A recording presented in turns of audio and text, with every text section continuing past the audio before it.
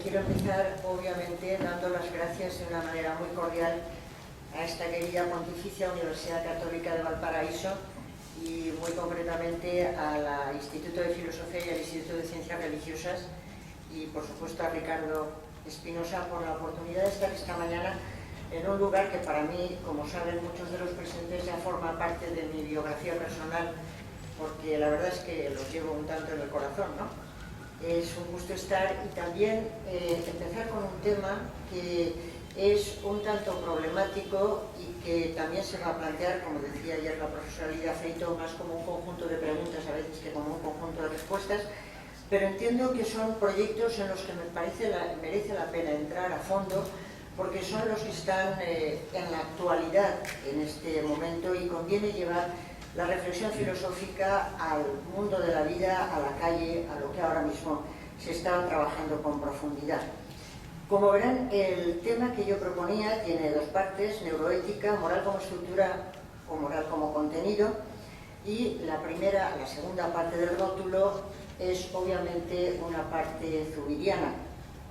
Efectivamente, creo que la distinción que introdujo Javier Zubiri entre moral como estructura y moral como contenido sería una de las más conocidas si hubiera escrito en inglés. Ya sé que está muy traducido, pero realmente los idiomas no tienen igual oportunidad de presentarse en el mundo académico, y creo que para la filosofía moral esa distinción entre moral como estructura y moral como contenido ha sido verdaderamente fecunda y rentable. Merece la pena siempre tenerla en cuenta cuando uno entra en el mundo de la ética. Como recuerdan, Zubiri la introduce en los cursos de los años 50 y que después se recogen en Sobre el Hombre, y fue José Luis Aranguren en principio quien en su Ética lo popularizó de alguna manera esa distinción al introducirla en el capítulo 7º de la parte primera de la Ética. La Ética de Aranguren fue muy conocida en toda España y él dice abiertamente en ella: la persona que más me ha influido, el filósofo que más me ha influido ha sido Javier Zubiri. Y concretamente cuando habla de la distinción dice: tomo de Javier Zubiri y de sus cursos orales esta distinción. Creo que una gran cantidad de españoles conocimos aquella distinción para la ética fundamental y desde entonces entendíamos que efectivamente, y es lo que voy a intentar insistir en todo el tiempo, era posible compaginar el universalismo moral con la diversidad de las morales y la diversidad de las culturas. A fin de cuentas, la distinción entre moral como estructura y como contenido, por una parte nos mostraba que todo ser humano es moral, que no hay seres humanos amorales, porque todos tienen una estructura moral, y esta sería la perspectiva de la universalidad indeclinable. Esa perspectiva la conocen todos sobradamente. A fin de cuentas, el ser humano, precisamente por su hiperformalización, es capaz de conocer las cosas como realidades, es capaz de tener mundo y no tener solamente un medio, y ante los estímulos de la realidad, del entorno, que él los vive como realidades, ante esos estímulos puede distanciarse, ese primer momento de distancia, que es el primer momento de libertad, en el que el ser humano puede empezar a pergeñar una gran cantidad de posibilidades, de entre las que tiene que preferir cuáles quiere realizar, cuáles quiere encarnar, y tiene que justificar su preferencia. Ese mundo de la justificación es el mundo de la estructura moral de un ser humano, y por lo tanto no se puede hablar nunca de seres humanos amorales. El problema entonces también sería el de desde dónde cada quien tiene que hacer sus preferencias morales, y ese lado sería el de la moral como contenido, que va cambiando históricamente y que además puede ser diverso incluso en las distintas culturas. Con lo cual sacábamos muchas consecuencias de esta distinción zubiriana, pero dos fundamentales serían las de nadie está más allá del bien y el mal moral, y en segundo lugar, en el mundo moral es posible compaginar los dos lados de universalidad y, sin embargo, diversidad de contenidos.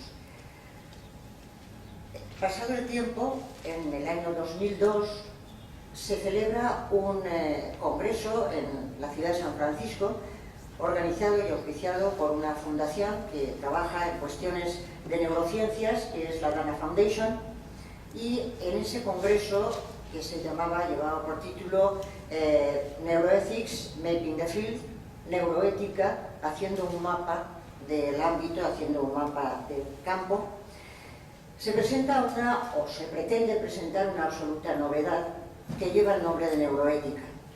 La neuroética no es una bioética o una parte de la bioética. La neuroética no pretende nada más entrar en ese ámbito de la investigación de las neurociencias y de la aplicación de los resultados de las neurociencias y tratar de ver desde las teorías éticas existentes o desde las concepciones religiosas existentes cómo debería actuarse en el ámbito de la investigación y la aplicación de las neurociencias, que sería como una dimensión de la bioética aplicada a la investigación y las consecuencias de las neurociencias. Esa es una parte. Pero la neuroética pretende ir mucho más allá. Precisamente porque el estudio de las neurociencias, que avanza prodigiosamente en los últimos tiempos, es el cerebro humano. Si podemos entrar hasta el mundo del cerebro humano, podremos ir más allá de lo que habitualmente se considera una ética aplicada y entrar en una ética fundamental. Si alguien quiere hacer una distinción entre ética fundamental y aplicada, entonces se dará cuenta de que para la aplicación, importante, aunque el tema de la aplicación todos sabemos que es muy complejo, pero la aplicación se necesita tener un conjunto de teorías éticas que ya son más o menos firmes y, según los casos concretos, ir tratando de deliberar cuál será el modo de aplicar la teoría ética en el caso concreto.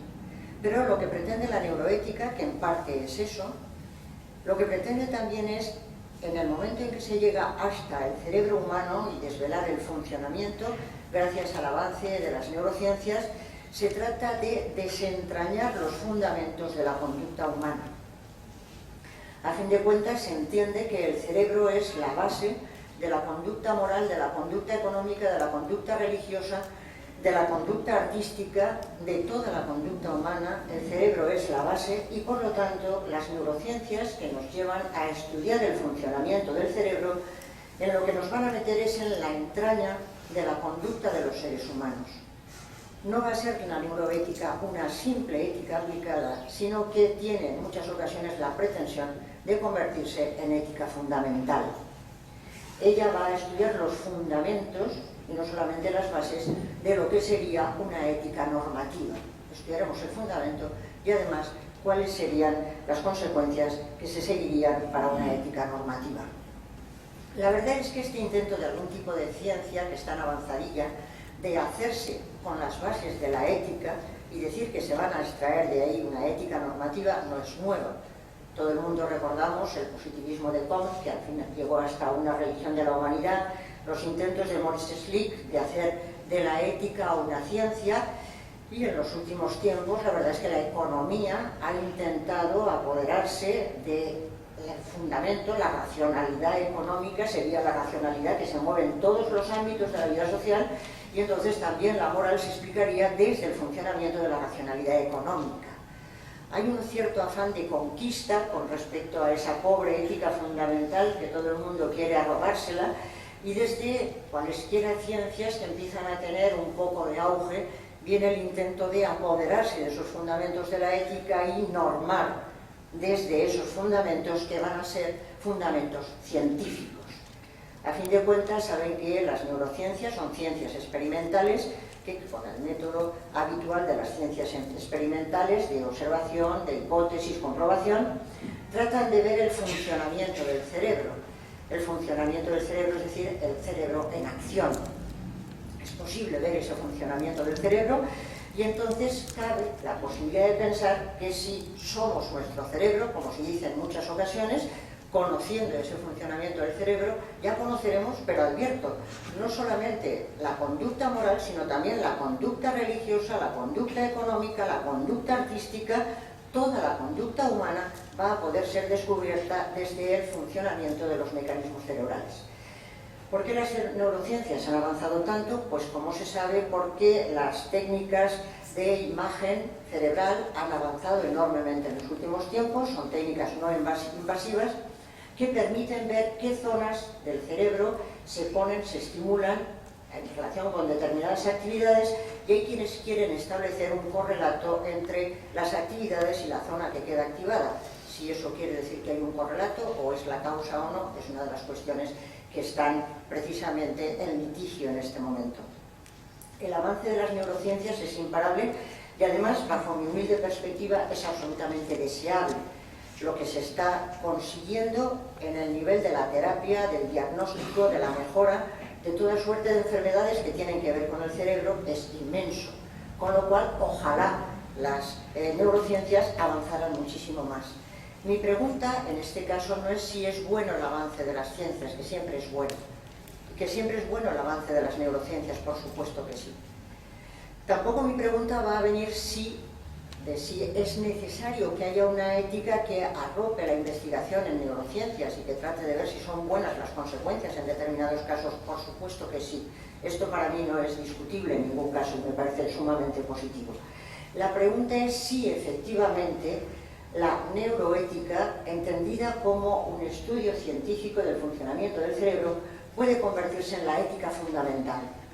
Es decir, lo que va a ser la base para entender la conducta moral y para prescribir toda una ética normativa. Esa sería la pregunta, que puede ser una pregunta inquietante para quienes trabajamos en la filosofía porque nos podemos quedar sin sueldo. Pero tengo que decir que el problema no es solamente gremial, aunque es verdad que la nómina es una cosa muy importante. Todo el mundo sabe que es sumamente importante. Pero el problema no es solo si los filósofos nos vamos a quedar sin sueldo, que alguna otra salida podríamos encontrar, sino la cuestión es preguntarse si realmente desde la descripción del funcionamiento del cerebro es posible extraer normas sobre cómo se debe actuar. Si lo que se ha dicho tradicionalmente en el mundo filosófico, si de la descripción de lo que es, en este caso cerebralmente, podemos extraer normas para lo que debería de ser en el mundo moral, para lo que deberíamos de hacer y cómo nos deberíamos conducir. Si por fin va a venir y cumplirse ese sueño de superar la famosa falacia naturalista que decía que no es posible pasar del es al debe, no es posible pasar de juicios sobre hechos a juicios evaluativos, a juicios sobre valores. Va a ser posible y va a ser posible además desde el estudio del cerebro